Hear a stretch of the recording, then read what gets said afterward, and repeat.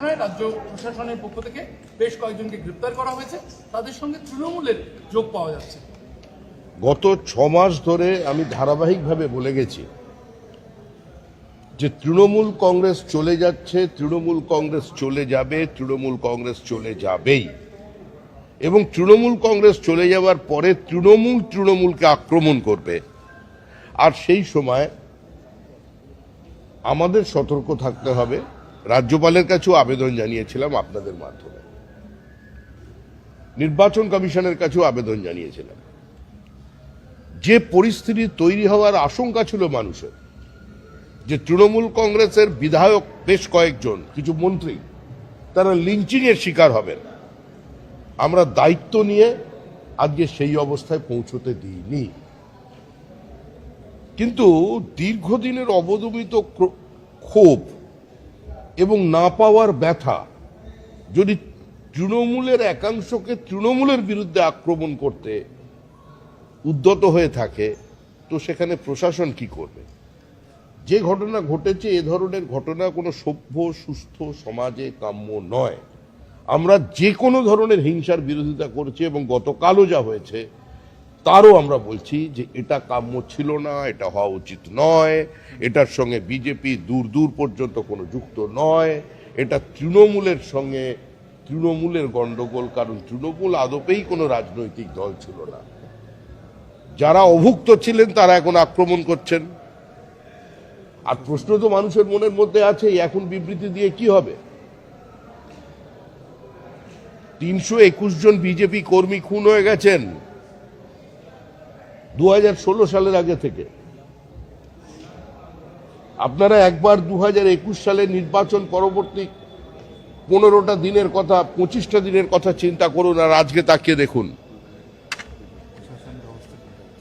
প্রশাসন যা ব্যবস্থা নেবার সে ব্যবস্থা নেবে, পুলিশের উচিত ব্যবস্থা নেওয়া, কিন্তু মনে রাখবেন 2021 সালের 2রা মের পর 27 দিনে 56 জন বিজেপি কর্মী খুন হয়। আমাদের কয়েকশো মহিলা কর্মী গণধর্ষিতা হন, জেসিপি দিয়ে বাড়ি ভাঙা হয়, মাথা কামিয়ে থুতু ফেলে চাটানো হয়, মোবাইল ফোন কেড়ে দেওয়া হয়।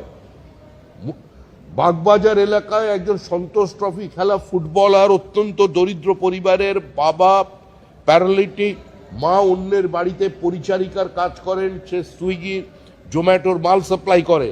এই ধরনের একজন প্রতিভাবান ফুটবলার তাও খেলা ছাড়েননি, সাঁড়াশি দিয়ে তার নোখটা উপড়ে নেওয়া হয়েছিল, 2টো হাত ভেঙে দেওয়া হয়েছিল শুধুমাত্র বিজেপির বুথে বসার অপরাধে।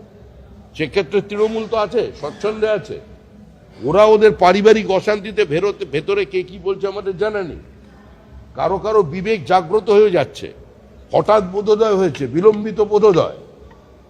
আর কেউ কেউ মনে করছেন এ ধরনের বিবৃতি দিয়ে দলের সমালোচনা করেই শাসক দলের দরজা খোলা থাকবে, আর তার মধ্যে ঢুকে পড়বেন।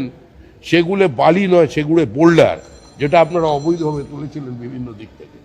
এসব চলবে না। এখানে পশ্চিমবঙ্গ সরকার আছে, সরকার সরকারের মতো চলবে। সেখানে যদি আমাদেরও কোনো কর্মীর বিচ্যুতি হয়ে থাকে, পুলিশ তার বিরুদ্ধেও ব্যবস্থা নেবে। দলের পক্ষ থেকে পরিষ্কার বার্তা আছে, এই ধরনের তৃণমূলীদের সঙ্গে, দলবদ্ধদের সঙ্গে যোগাযোগ রাখবেন না। এরা ওখানে লুটে স্বচ্ছন্দ ছিলেন, মনে করছেন এখানে এসেও সেটা বজায় রাখবে এই সরকারের আমলে।